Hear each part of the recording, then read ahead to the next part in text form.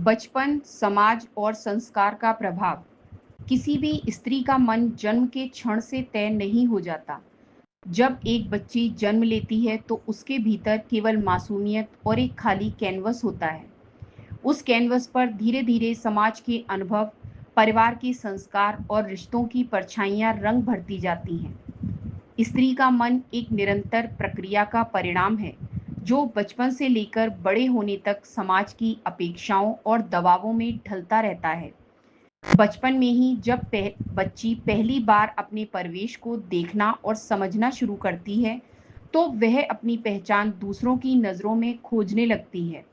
मैं कैसी दिखती हूँ? क्या मुझे सब पसंद करते हैं? क्या मैं सच में प्यारी हूँ? जैसे सवाल उसके भीतर अनजाने ही उठने लगते हैं।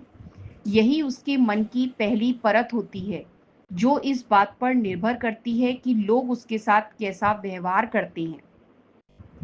भारतीय समाज में बच्चियों को बचपन से ही कुछ विशेष वाक्य सुनने को मिलते हैं।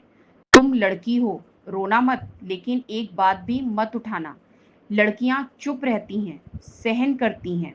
लड़कियां तेज नहीं बोलती, ज्यादा हंसती भी नहीं हैं। तुम घर की इज्जत हो, ध्यान रखना। ये वाक्य छोटे लगते हैं, लेकिन इनके असर बहुत गहरे होते हैं। कल्पना कीजिए एक 5 साल की बच्ची की, जिसे स्कूल में कोई परेशान करता है। वह घर आकर अपने माता पिता को बताना चाहती है, लेकिन उसे कहा जाता है कि लड़कियां शिकायत नहीं करती, चुपचाप सह लेती हैं। उस पल में वह बच्ची सीख लेती है कि अपनी तकलीफ को व्यक्त करना गलत है। धीरे धीरे यह चुप्पी उसकी आदत और फिर उसके व्यक्तित्व का स्थायी हिस्सा बन जाती है। इसी तरह बचपन की ये छोटी छोटी घटनाएं बड़े होकर स्त्री की आंतरिक दुनिया को गढ़ देती हैं। जो बच्ची खुलकर बोल सकती थी, सवाल पूछ सकती थी, वही समाज की अपेक्षाओं और मर्यादा के नाम पर चुप रहना सीख जाती है। संस्कारों का उद्देश्य मूल रूप से सही मार्गदर्शन देना होता है, लेकिन अक्सर ये संस्कार लड़कियों के लिए सीमाओं में बदल जाते हैं। उन्हें बताया जाता है, ज्यादा मत बोलो, लड़कों से दूरी रखो, अपना दर्द खुद ही सहो, घर की बातें बाहर मत बताना। इन बातों का सीधा असर यह होता है कि लड़की धीरे धीरे मानने लगती है कि उसका व्यक्तित्व जितना छुपा रहेगा, उतना ही वह सुरक्षित है।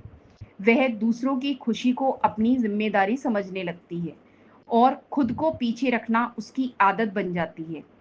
उदाहरण के लिए एक कॉलेज जाने वाली लड़की को सोचिए, जो पढ़ाई में बहुत अच्छी है, लेकिन हर बार उसे यह सुनने को मिलता है कि तुम्हारी असली जगह तो घर गृहस्थी संभालने में है।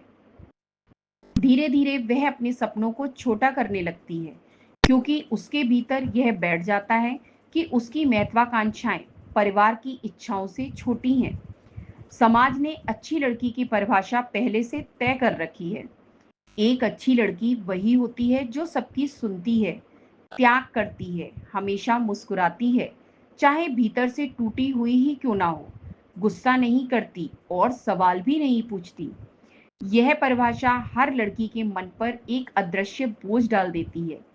वह चाहकर भी अपनी असली भावनाओं को व्यक्त नहीं कर पाती, क्योंकि डर होता है कि अगर उसने गुस्सा किया या सवाल पूछा तो लोग उसे अच्छी लड़की नहीं मानेंगे।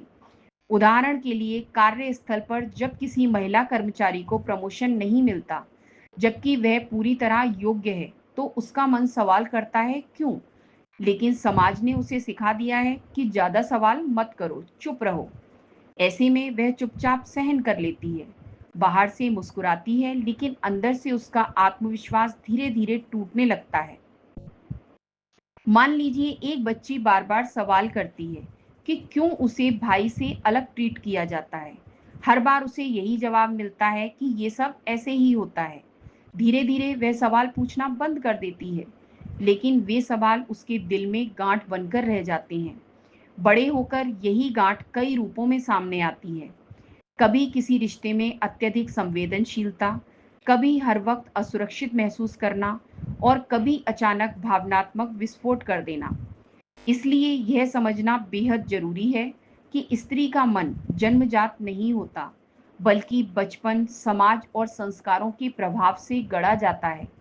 समाज बचपन से ही उसे सिखा देता है कि वह कैसी होनी चाहिए और इसी कारण उसकी असली भावनाएं दब जाती हैं। अच्छी लड़की बनने का दबाव स्त्री को त्याग और चुप्पी की आदत में ढाल देता है।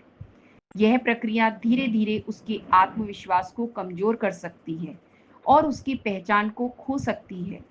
यदि पुरुष इस पूरी प्रक्रिया की जड़ों को समझ ले, तो वह स्त्री के व्यवहार को जज करने के बजाय संवेदनशीलता और सम्मान के साथ देख पाएगा।